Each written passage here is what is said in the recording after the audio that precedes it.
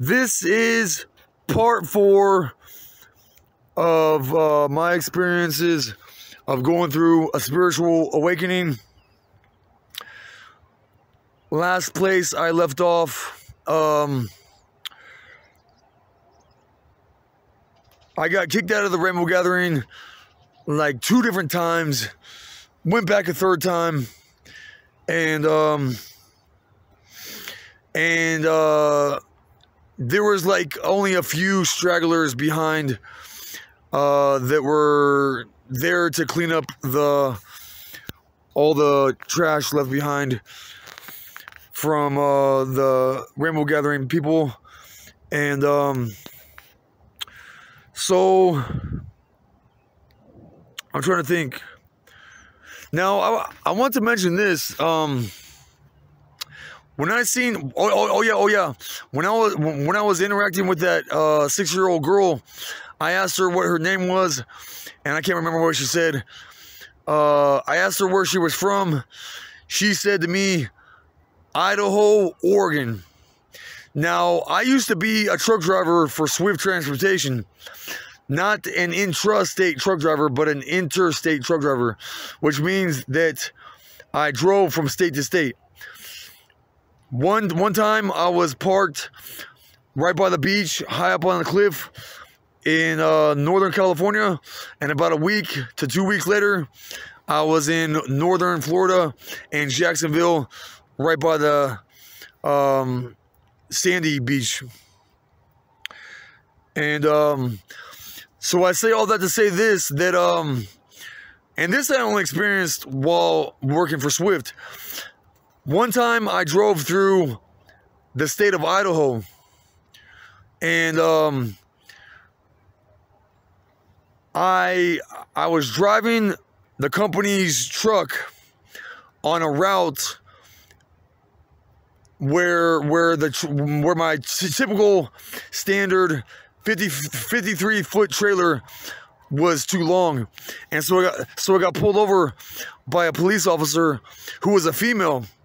And this was before I went to the Rainbow Gathering.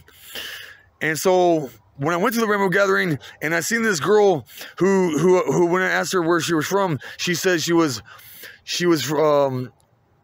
said Idaho, Oregon. I could tell that Idaho blood was in her from the structure of her face, because I remember that police officer looked like that young girl in the face. And but the magical side of her came from Oregon. I could tell. There's a book called Live Your Calling. It talks about having a hypersensitivity to perceived danger. And out of all my 22 years of traveling here and there, as I've been in every single state except for Hawaii,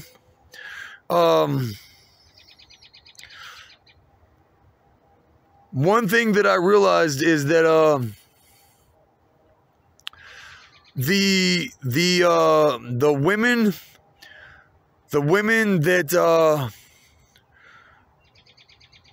that did not have a hypersensitivity to perceived danger were like I met this one lady that picked me up by herself, and this was in Oregon. When I was hitchhiking through there, and then when I was hitchhiking through New Orleans, Louisiana, there was somebody that picked me up, and it was a woman, and it was just her by herself. That was by the ocean, and then I've been picked up about roughly 2 or 3 times by women in Maine, and then once by a woman when I was hitchhiking through New York State. Once when I was in Oklahoma, this woman picked me up with her kids when I was hitchhiking. But most of the people And mind you, she was on the phone the whole time. She was on the phone the whole. Yeah. This thoroughly hits me just now as I reflect on this now and talk this out now. It was that lady and this other lady in Colorado. They would be so scared they would be on the phone with somebody just in case I might have wanted to kill them. You know what I'm saying? Which the world is not that scary, but I say all that to say this, that this little girl, she was one of the rare young girls that had a truly very thorough non-hypersensitivity to perceived danger. But and why would a girl about 6 years old have a tampon string hanging out of her pussy? Can anybody guess? Because that means she's about ready for reproduction at about 6 years old. I don't know where anybody gets that frivolous marriage rule of you should be at least 18. That shit never made any sense to me at all. But anyways, so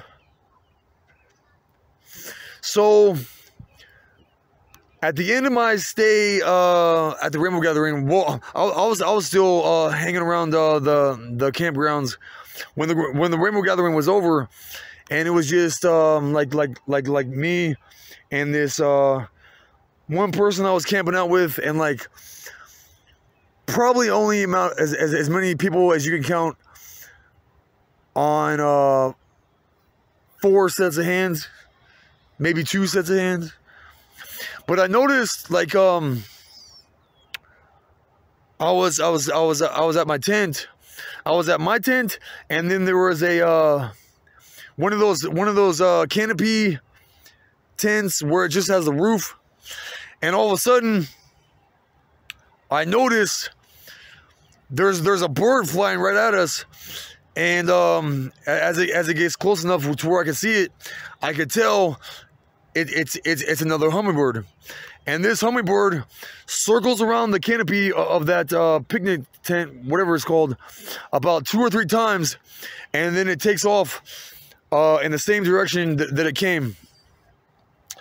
And so anyways, shortly after that,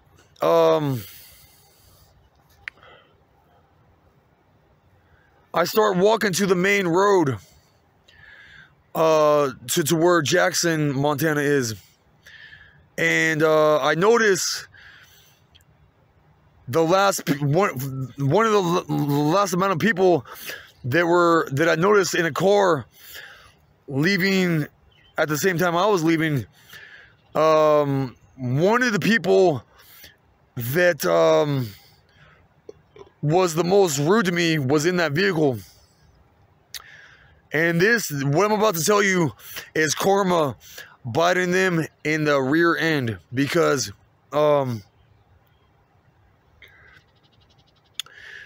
so they seen that I was walking, and they stopped and offered me a ride, and I took them up on their offer. And so this was a station wagon, and all the other seats were filled up. So they put me in the back right part of the trunk. And so now the road that we're going on is a rocky gravel road. And by the time we get to the smooth regular road that passes through Jackson, Montana, we all noticed that the car just got a flat tire. And so we pull over to the side of the road, and they put one of those small donut tires on that vehicle. And then we continue on down the road, and we don't get about like 1 to 5 miles down the road, and like all of a sudden that donut tire goes flat, and this wheel is in the back right of the vehicle. So I think it was my extra weight, because I think the extra weight that served these people karma, because the wheel was that went flat 2 times. It was in the back right corner, and I was in the back right corner of the trunk. And so they're stuck on the side of the road now with no more spare tires. And this is a road out in the middle of nowhere. And I just whip out my metal bottle of water, and just drink a little bit of water, and then put it back in my backpack, and I just stick out my thumb and start hitchhiking. And anyways, so what happens next is where the storyline picks up pretty decently. It's where I went through a dry spell catching rides when I was hitchhiking, and so I went on a crime spree and stole 2 vehicles. We'll get to that in part 5 of my experiences going through a spiritual awakening. Till the next episode, bye for now.